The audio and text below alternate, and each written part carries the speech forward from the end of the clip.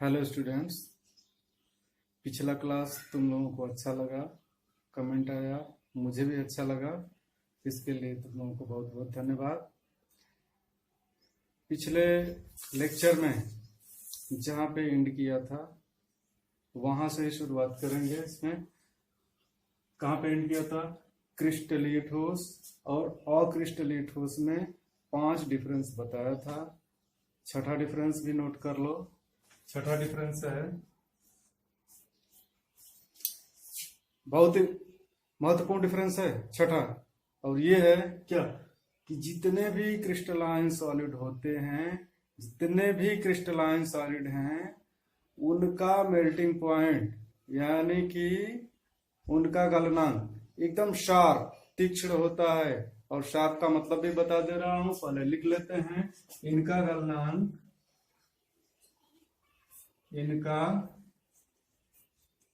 गलनांक तीक्ष्ण अंग्रेजी में लिखेंगे तो शार्प होता है। इस शार्प का क्या मतलब हुआ तीक्ष्ण का?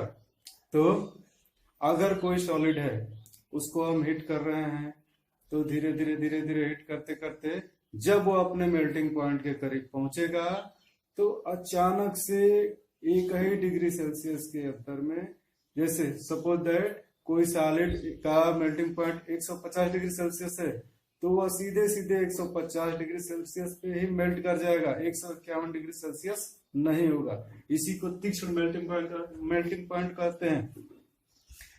जबकि अक्रिस्टलीय ठोस, इसकी बात करें तो इनका मेल्टिंग पॉइंट तीक्ष्ण नहीं होता है, इनका मेल्टिंग पॉइंट परास में होता है। इसको भी लिख लो। छठा नंबर का डिफरेंस, इनका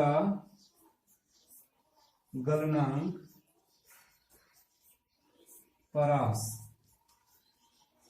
परास यानी रेंज में होता है। इस रेंज का क्या मतलब हुआ? तो रेंज का मतलब हम देख लेते हैं सीधे सीधे। जब किसी एमॉर्फस सॉलिड को, अक्रिस्टलीय ठोस को हम हीट करते हैं, तो अचानक से वो नहीं पिघल जाएगा, अचानक से मेल्ट नहीं कर जाएगा। धीरे धीरे क्रमशः वह पहले मुलायम होगा, नरम होगा, इसके बाद मेल्ट करेगा। यानी जैसे सिंपल प्लास्टिक को ही देख लो। प्लास्टिक गर्म करते हैं तो क्या होता है? धीरे धीरे नरम होता है, इसके बाद पिघलना शुरू होता है। अचानक से किसी डिग्री सेल्सियस पे ही नहीं पिघल जाता, बल्कि एक सपोज दैट मान लो कि प्लास्टिक 50 डिग्री के एबव जब हम हीट करते हैं तो मुलायम होना शुरू हो जाएगा, नरम होना शुरू हो जाएगा। 70 डिग्री करीब जाते जाते वह धीरे धीरे पिघलना शुरू होगा, 70-80 डिग्री। तो उसका मेल्टिंग पॉइंट क्या होगा? रेंज में होगा। तो कहेंगे कि 70 डिग्री से 80 डिग्री सेल्सियस के बीच में यह पिघल रहा है, तो इसको हम परास कहते हैं, टेम्परेचर का रेंज। तो ये बहुत महत्वपूर्ण डिफरेंस है, इंपॉर्टेंट डिफरेंस है क्रिस्टलीय और अक्रिस्टलीय ठोस का। क्या कि इनका मेल्टिंग पॉइंट सीधे बहुत शार्प है और इनका मेल्टिंग पॉइंट एक रेंज में है। इनके एग्जांपल्स देख नोट कर लो, क्या है क्रिस्टलीय ठोस के एग्जांपल्स की बात कर लेते हैं। एग्जांपल्स तो क्रिस्टलीय ठोस में देख लेते हैं। हमारा जो घरेलू नमक जो यूज करते हैं, NaCl, KCl, CuSO4, फिटकरी, ये सब क्या है? डायमंड। ये सारे क्रिस्टलीय ठोस हैं, क्रिस्टलाइन सॉलिड्स हैं। अमॉर्फस सॉलिड की बात करेंगे तो इनके एग्जांपल्स देख लेते हैं। इनके एग्जांपल्स इनमें क्या आएंगे? सबसे बढ़िया एग्जांपल ग्लास यानी शीशा, कांच, रबर, प्लास्टिक।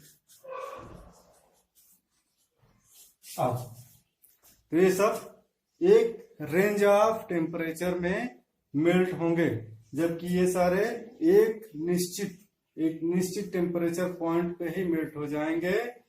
इसके आगे अब देखते हैं ये डिफरेंस जो है और इनकी क्वालिटीज जो बताया हमने, क्या क्रिस्टलाइन सॉलिड और क्रिस्टलाइन सॉलिड में जो डिफरेंस है, सारे पॉइंट्स अगर हम क्रिस्टलीय ठोसों के पढ़ें तो ये उनका गुण है, सारे पॉइंट्स अक्रिस्टलीय ठोसों का पढ़ें तो यही इनके गुण है। क्रिस्टलीय ठोसों के बारे में अगर लिखने को आ रहा है एग्जाम में तो इसमें से कई पॉइंट्स लिख दो, कई पॉइंट्स लिखेंगे।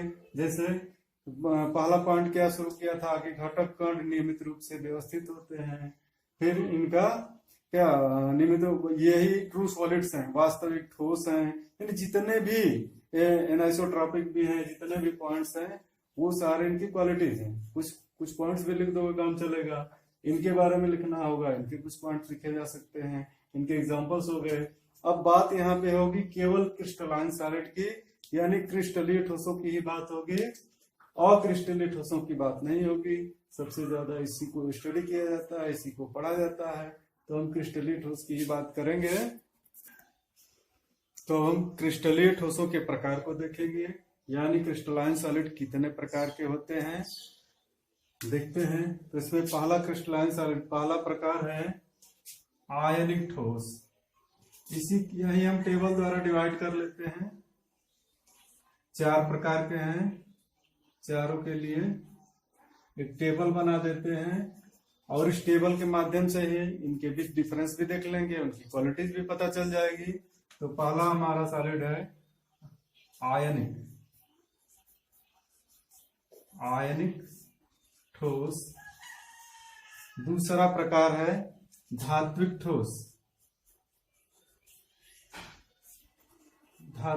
ठोस। तीसरा प्रकार है सहसंयोजी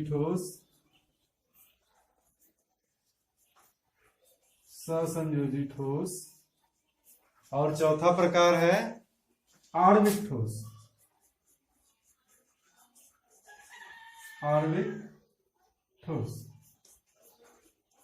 चलो इनकी अंग्रेजी भी लिख देते हैं हम, इनकी अंग्रेजी लिख देते हैं।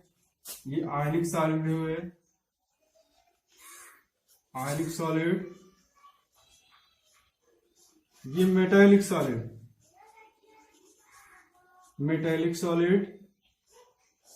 ये कोवेलेंट सॉलिड, और ये मॉलिक्यूलर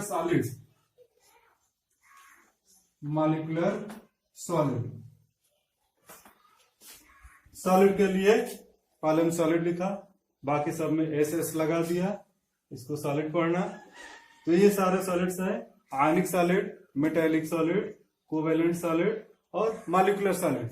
इनके गुणों को देख लेते हैं, इनके बीच डिफरेंस देख लेते हैं हम क्या है। लाइन खींच लेते हैं, ड्रॉ कर लेते हैं। तो किसमें देखेंगे, देखो सबसे पहला पॉइंट होगा, हम इनमें देखेंगे कि घटक कण क्या होते हैं जो सॉलिड को बनाने में भाग लेते हैं, वो कॉन्स्टिट्यूएंट पार्टिकल्स क्या हैं। तो ये घटक कण, थोड़ा सा जगह कम पड़ रही है, यहाँ छोटा आएगा, घटक कण। और घटक कणों की बात करें तो आयनिक सॉलिड के लिए, आयनिक ठोस के लिए हम जानते हैं घटक कण धनायन और ऋणायन होंगे, एनायन एंड केटायंस, धनायन व ऋणायन, ये हमारे घटक कण हो गए। धात्विक ठोस की बात करें तो इसमें घटक कण क्या होंगे, मेटल एटम यानी धातुओं के परमाणु, मेटल एटम या धातु परमाणु। सहसंयोजी ठोस में अधातुओं के परमाणु भाग लेते हैं, तो इसको हम लिख देते हैं अधातु परमाणु। और आणविक ठोस में अणु भाग लेते हैं, तो यहां पे हम लिख देते हैं अणु। चलो अगले डिफरेंस में देख लेते हैं क्या कि इनके मध्य कौन कौन सा बल है, किस बल के द्वारा ये ठोस बंधे हुए हैं, उस डिफरेंस को देख लेते हैं। तो बंधन बल लिख लेते हैं यहां, किस बल के द्वारा ये बंधे हैं बल, ये दूसरे पॉइंट में होगा हमारे। आयनिक ठोस, पहले भी 11वीं में पढ़ चुके हैं। आयनिक बांड को भी पढ़ चुके हैं, वैद्युत संयोजक बंध या आयनिक बंध को पढ़ चुके हैं। और तुम लोगों को याद होगा कि इसमें कैसा बल कार्य करता है, तो इलेक्ट्रोस्टैटिक फोर्स ऑफ अट्रैक्शन, यानी कि स्थिर वैद्युत बल। इसमें कार्य करने वाला जो बल है उसका नाम है स्थिर वैद्युत बल। धात्विक ठोसों में धातु के परमाणु होते हैं, इनमें धात्विक बंध होता है, तो धात्विक बंध बल वाला काम, धात्विक बंध बल काम करेगा। यहाँ क्या है, धात्विक बंध। उसी तरह सहसंयोजी ठोसों में देखते हैं, तो यहाँ पे कौन सा बल कार्य करेगा, यहाँ पे सहसंयोजी बल, सहसंयोजी बल। आणविक ठोसों में देखते हैं, आणविक ठोसों में कौन सा बल कार्य करेगा, वान डर वाल बल, जो बहुत ही क्षीण होता है, वान डर वाल बल, वान डर वाल बल। देखते हैं, वीडियो लंबी हो रही है, 11 साढ़े 11 मिनट के लगभग हो चुकी है, तो ये वीडियो सेंड करने में काफी प्रॉब्लम आ रही थी, पिछली बार प्रॉब्लम आई थी, कट करके दूसरी वीडियो में शेष पार्ट डाल रहे हैं, दूसरी वीडियो बना। चलो आते हैं, अभी तक 2 पॉइंट्स देख चुके हैं, तीसरे पॉइंट पे आते हैं, और हमारा तीसरा पॉइंट होगा मेल्टिंग पॉइंट, यानी गलनांक। किस प्रकार के ठोस का गलनांक कैसा है, इसको देख लेते हैं। मेल्टिंग पॉइंट, मेल्टिंग पॉइंट को देखते हैं, तो आयनिक ठोस जो है इनमें क्या है, स्थिर वैद्युत बल कार्य कर रहे हैं, प्रबल बल हैं, इसलिए इनके गलनांक उच्च होते हैं। तो हम सीधे सीधे लिख लेंगे हाई या गलनांक उच्च।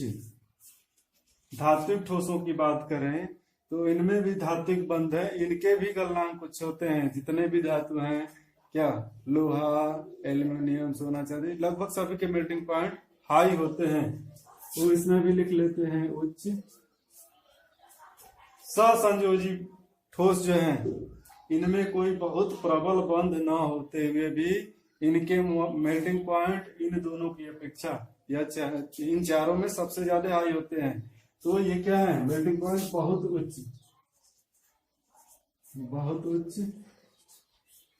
और आणविक ठोस की बात करें, इनके मेल्टिंग पॉइंट कम होते हैं, कम। अगले पॉइंट को देख लेते हैं, चालकता देख लेते हैं।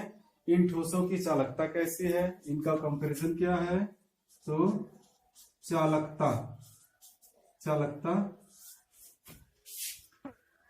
आयनिक ठोस की बात कर रहे हैं, आयनिक ठोस की चालकता किसके कारण होती है, चालकता होती है कि नहीं होती है। तो आयनिक ठोस अगर सीधे सीधे ठोस अवस्था में है तो इसमें कोई भी चालकता का गुण नहीं होगा।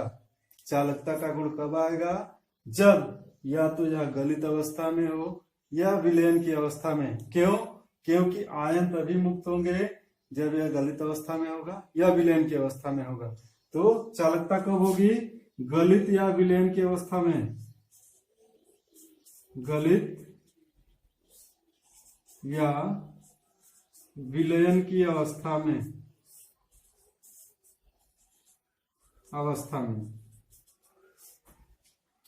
धात्विक ठोसों में देख लेते हैं, इनकी चालकता बहुत ही उच्च होती है, ज्यादा होती है, चालकता उच्च। सहसंयोजी ठोसों की चालकता कम होती है, बहुत कम होती है। कुछ एक्सेप्शन भी हैं, जैसे कार्बन से ही बना है ग्रेफाइट, कार्बन से ही बना है हीरा, हीरा कुचालक है और ग्रेफाइट सुचालक है, तो एक्सेप्शन भी है, इनकी चालकता कम होती है। और आणविक ठोसों की भी चालकता इनकी भी कम होती है। एग्जाम्पल्स देख लेते हैं सभी प्रकार के सॉलिड्स के। एग्जाम्पल क्या है, तो आयनिक सॉलिड्स के एग्जाम्पल्स, पहले भी कुछ एग्जाम्पल्स लिखे हैं, NaCl, KCl, CaCl2, फिक्री वगैरह। फिर आ जाते हैं धात्विक ठोस पे, यानी धातुओं के, तो कुछ धातुओं के नाम लिख लो, जैसे आयरन हुआ, एल्यूमिनियम हुआ, कॉपर हुआ, गोल्ड हुआ, सिल्वर हुआ, एग्जाम्पल्स हो गए हमारे। ससंयोजी ठोसों की बात करें तो ससंयोजी ठोस में अब ये भी नाम लिया हूं, हीरा ग्रेफाइट का नाम लिया हूं, सिलिकॉन हो गया, ये लिख लो, हीरा ग्रेफाइट, सिलिकॉन। और आणविक ठोसों की बात करें तो इनके एग्जांपल्स, अणु, अणु में देख लेते हैं क्या, CO2, H2O, I2, Br2 और बहुत सारे, P4, S8। तो ये सारे क्या है, आणविक ठोसों के एग्जाम्पल्स हैं। अब हम नेक्स्ट टॉपिक की तरफ प्रोसीड करेंगे। तो चलो बच्चों, अब हम अपने अगले टॉपिक की तरफ बढ़ते हैं और हमारी अगली टॉपिक है क्रिस्टल जालक, यानी क्रिस्टल लैटिस। इसको वैज्ञानिक, फ्रांस के गणितज्ञ वैज्ञानिक थे ब्रेविस, उनके नाम पे ब्रेविस लैटिस भी कहते हैं। ये क्रिस्टल जालक है। क्रिस्टल जालक क्या है, ये कैसे बनता है, पहले डिफिनेशन को लिख लेते हैं। इसके बाद जो वीडियो बनाऊंगा उसमें मैं ट्राई करूंगा कि केवल और केवल समझाने वाला कार्य करूं, लिखने वाला काम मैं कॉपी में लिख के तुम लोगों को फोटो के रूप में सेंड कर दूंगा, उससे देख के तुम लोग अपने नोट्स तैयार करना। लेकिन अभी यहाँ पे मैं लिख दे रहा हूँ इसके बारे में, क्रिस्टल जालक के बारे में, इकाई सेल आएगी उसके बारे में भी लिखूंगा। तो नेक्स्ट वीडियो में वैसा होगा। एक और अपील करना चाहूंगा तुम लोगों से, अपने क्लास के जो भी बच्चे हैं, जो भी स्टूडेंट संपर्क में हैं, तुम लोग उनको फोन करके या कैसे भी करके उनका व्हाट्सएप नंबर ले लो, उनको सूचना दे दो, या खुद ही उनके व्हाट्सएप नंबर को इस ग्रुप में सेंड करो कि सर ऐड दिस नंबर, उनका नंबर ऐड करवाओ और अधिक से अधिक लोग इसमें जुड़ो ताकि सभी बच्चे लाभान्वित हो सकें। कुछ के पास इंटरनेट सेट नहीं भी हो सकता है, उनके लिए दुख है कि इस महामारी के संकट में उनके लिए क्या किया जा सकता है। इंटरनेट सेट की व्यवस्था सरकार करेगी नहीं, तो कुछ ले दे के भी स्टूडेंट्स पढ़ाई कर सकते हैं आपस में शेयर करके, लेकिन एक दूसरे के घर जाना नहीं है। तो ठीक है, लेन देन वाली बात बाद में होगी। अभी अपने टॉपिक की तरफ चलते हैं। तो देखते हैं क्रिस्टल जालक कहते किसे हैं। तो क्रिस्टल जालक की जब बात करेंगे तो इसमें आएगा the regular arrangement of constituent particles, यानी कि घटक कणों का नियमित व्यवस्था। जो भी घटक कण मिलकर के क्रिस्टल का निर्माण करते हैं उनकी व्यवस्था नियमित होती है, नियमित रूप से जुड़ते हैं। इसकी डिफिनीशन लिख लेते हैं। घटक कणों की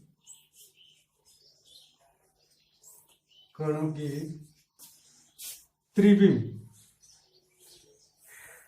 में नियमित व्यवस्थित रूप को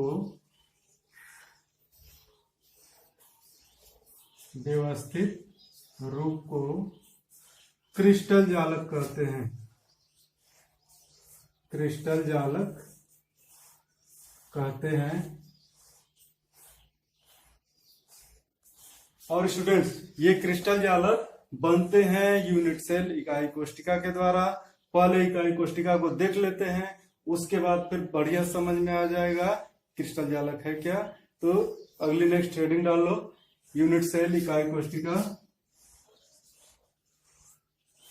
इकाई कोशिका या यूनिट सेल।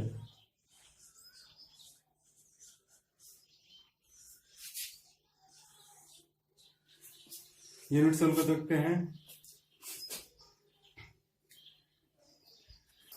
तो इसकी डिफिनेशन को हम लिखेंगे, वह छोटी से छोटी इकाई, स्मॉलेस्ट यूनिट, वह छोटी सी छोटी इकाई जिसके बारंबार पुनरावृत्ति द्वारा बार बार मिलने से क्रिस्टल जालक का निर्माण होता है, इकाई कोशिका कहलाती है। लिख लो, वह छोटी से छोटी इकाई, छोटी से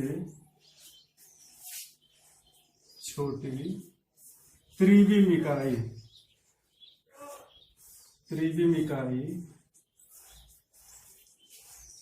जिसके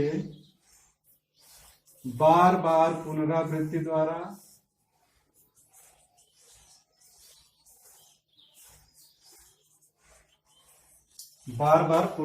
द्वारा क्रिस्टल जालक का निर्माण होता है। क्रिस्टल जालक का निर्माण होता है।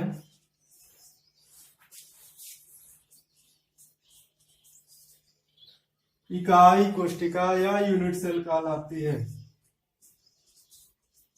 यूनिट सेल कहलाती है। ठीक है, तो ये यूनिट सेल की डिफिनीशन हो गया। इसको एग्जांपल द्वारा समझेंगे। यूनिट सेल को बना रहे हैं, ध्यान से देखना, ध्यान से समझना। सपोज ठेले वाले को देखे होगे जो क्या अमरूद बेचते हैं, संतरे बेचते हैं, सेब बेचते हैं। किस तरह से अरेंजमेंट करते हैं, एक एक संतरे का, एक एक सेब का, या फिर अमरूद ही लगाए हो, जब सजाते हैं उस पे तो किस तरह से अरेंजमेंट करते हैं। कुछ यूं ठेले के ऊपर एक घटक कण, चलो हम ले रहे हैं एप्पल है, एक एप्पल, दो एप्पल, ऐसे सजा सजा के रखे हैं। अब तुम लोग कहोगे इतनी दूर दूर नहीं, नजदीक नजदीक सटा के रखते हैं। चलो ठीक है, हम एटम के सेंटर बना रहे हैं, यानी एक परमाणु का केंद्र, और केंद्र को डॉट द्वारा ही दिखा रहे हैं। बाकी टोटल परमाणु बनाएंगे तो कुछ यूं आकार होगा। टोटल परमाणु को क्या देखेंगे, कुछ यूं आकार होगा, यानी एकदम एक दूसरे से सटे हुए हैं, गैप नहीं है। लेकिन क्या हमें शो करना है, केवल इसके परमाणु के केंद्र को, एटम के केंद्र को ही शो करना है। फिर एक लेयर नीचे बिछा दिए, दूसरी लेयर के लिए क्या करते हैं, यहाँ पे आते हैं, दोनों के बीच में रखते हैं। बहुत बढ़िया अरेंजमेंट है भाई। संतरा कैसे रखा, दोनों के बीच में, तो इसका ये सेंटर है, और इसी तरह से सजाते हुए इनके बीच में। ठीक, फिर अगली लेयर रखेंगे तो इनके ऊपर सजाएंगे। चलो इनके बीच में,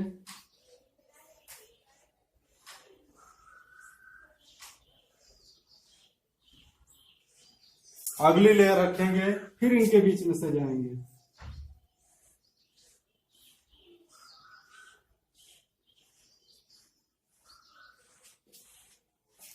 तो स्टूडेंट्स, मैं पहले ही कह चुका हूं कि सॉलिड ऐसी व्यवस्था है कि उसमें एटम्स या घटक कण एकदम क्लोजली पैक्ड होते हैं, यानी कि फल को तरीके से सजा के रखा, एकदम क्लोजली पैक्ड। और जब इतने बढ़िया से सजा के रखा तो इसमें बहुत बढ़िया संरचना भी बनती है। जरा उस संरचना को हम देख लेते हैं।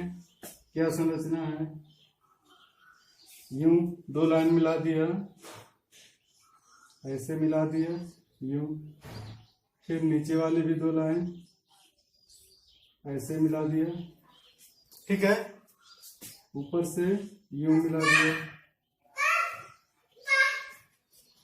तो ये एक व्यवस्था बनी। स्टूडेंट्स, ये दिख रहा है यहाँ पे कि वीडियो वाली थोड़ी लंबी जा रही थी, इसलिए कट करना पड़ा है। यहाँ पे दिख रहा है क्या, घटक कणों को जब आपस में मिलाया जा रहा है तो एक बहुत बढ़िया अरेंजमेंट हमको दिख रहा है। और ये अरेंजमेंट कैसा है, एकदम सीधे सीधे लूडो के डायस जैसे। कैसा है, लूडो वाले डायस जैसे है। और इस लूडो के डायस को ही हम यूनिट सेल बोलते हैं, यानी उस लूडो के डायस को नहीं, यहाँ पे जो स्ट्रक्चर बना लूडो के डायस जैसे, इसको हम यूनिट सेल या इकाई कोशिका कहते हैं। हर एक कॉन्स्टिट्यूएंट पार्टिकल जो हैं या एटम्स जो हैं उनको लैटिस पॉइंट, तो लिख दे रहा हूं, ये हमारे लैटिस पॉइंट हो गए।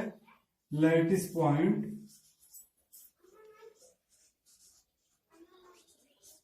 ये लैटिस पॉइंट, ये सारे जितने भी बिंदु हैं ये लैटिस पॉइंट हो गए।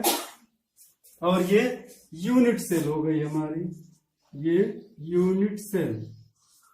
यूनिट सेल और भी देखेंगे, बिंदुओं को मिलाते जाएंगे, आगे बढ़ाते जाएंगे तो यूनिट सेल हमारे बनते जाएंगे। कैसे, चलो देख लेते हैं। एक और यूनिट सेल देख लेते हैं।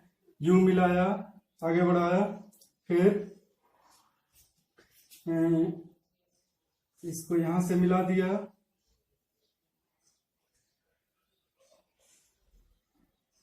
यहां मिलाया, रुक जाओ थोड़ा सा,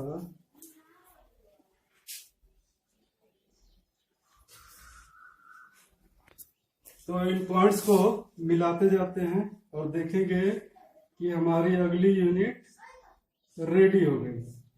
ठीक है, नेक्स्ट यूनिट हमारी रेडी हो गई। और भी पॉइंट्स को हम मिलाते जाएंगे तो और भी यूनिट्स बनती जाएंगी, और हर एक एक यूनिट को क्या कहेंगे, इकाई सेल। सभी कैसे हैं, ये क्यूब जैसी हैं, बहुत बढ़िया स्ट्रक्चर। क्यूबॉइड, क्यूबॉइड भी हो सकते हैं, कुछ अन्य तरीका का भी हो सकते हैं, उनको हम आगे बताएंगे। अभी यहाँ क्या देखें, यूनिट सेल को देखे हैं, अब यूनिट सेल के प्रकार को देखेंगे। तो अगला टॉपिक है हमारा टाइप ऑफ यूनिट सेल। तो चलो स्टूडेंट्स देखते हैं इकाई सेल के प्रकार को, कितने प्रकार के होते हैं, टाइप ऑफ यूनिट सेल्स। तो इकाई सेल कुल हमारे 4 प्रकार के होते हैं। चारों प्रकार को लिख दे रहा हूं, देख लो। पहला प्रकार है सिंपल यूनिट सेल, यानी कि मौलिक इकाई कोष्ठिका। मौलिक इकाई सेल, इसको हम अंग्रेजी में सिंपल यूनिट सेल या प्रिमिटिव यूनिट सेल भी कहते हैं। Primitive unit cell. दूसरा प्रकार है फलक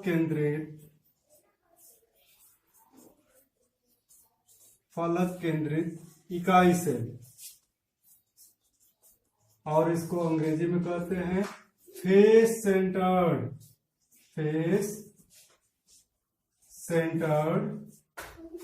यूनिट सेल। ये फेस सेंटर्ड हो गया। तीसरा प्रकार है अंतः केंद्रित इकाई कोष्ठिका का, अंतः केंद्रित इकाई कोष्ठिका।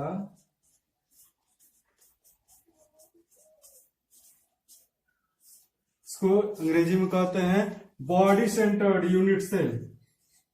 Body centred unit cell. और चौथा प्रकार है, इसको हम किनारा केंद्रित इकाई कोष्ठिका कहते हैं। किनारा केंद्रित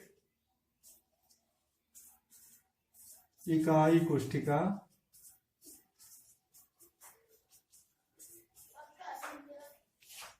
और अंग्रेजी में end centred unit cell. End centred unit cell. तो ये कुल 4 प्रकार हैं यूनिट सेल के। चारों प्रकारों को हम अलग अलग देखेंगे। सबसे पहले मौलिक इकाई सेल यानी प्रिमिटिव यूनिट सेल को देखेंगे। तो पहले प्रकार को देखेंगे यानी मौलिक इकाई सेल या सिंपल यूनिट सेल या प्रिमिटिव यूनिट सेल को। तो पहले इसकी डिफिनीशन को लिख लेते हैं। वह इकाई सेल जिसमें घटक कण या कोष्टक में लिख लेते हैं, एटम भी लिख लेते हैं, वो मॉलिक्यूल भी हो सकता है, परमाणु ही लिख ले रहे हैं। घटक कण केवल कोनों पे, केवल कॉर्नर्स पे, कोनों पर स्थित होते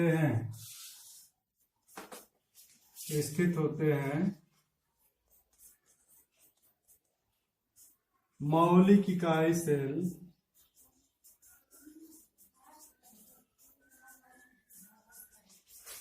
कहलाता है।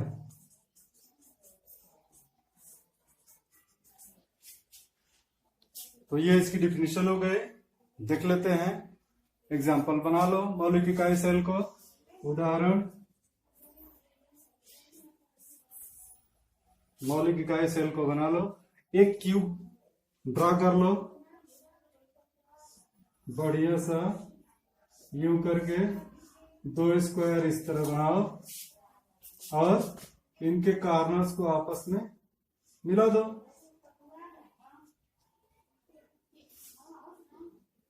क्यूब बन गया। अब सभी कोनों पे एटम को रख देते हैं।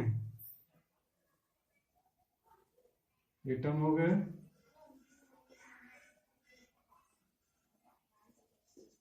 चलो, अब ये दिख रहा है कि ऐसा यूनिट सेल जिसमें घटक कण केवल कोनों पे स्थित होते हैं, इसी को हम मौलिक इकाई सेल कहते हैं या सिंपल यूनिट सेल कहते हैं। सिंपल यूनिट सेल में और भी बातें हैं, इनके भी टाइप्स हैं, लेकिन वो प्रकार दूसरा है। यानी कि जब हम इनके एंगल की बात करेंगे, जब इनके पैरामीटर्स की बात करेंगे, इनके एज की बात करेंगे, तो थोड़ा और टाइप बदलेगा, उसको आगे देखेंगे।